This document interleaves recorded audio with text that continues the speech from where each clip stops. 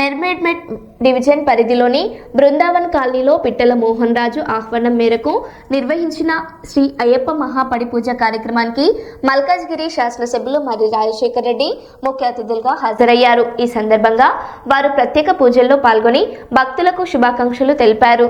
ఇలాంటి ఆధ్యాత్మిక కార్యక్రమాలు సమాజంలో ఐక్యత, శాంతి, సౌహార్దాన్ని పెంపొందిస్తాయని వారు పేర్కొన్నారు.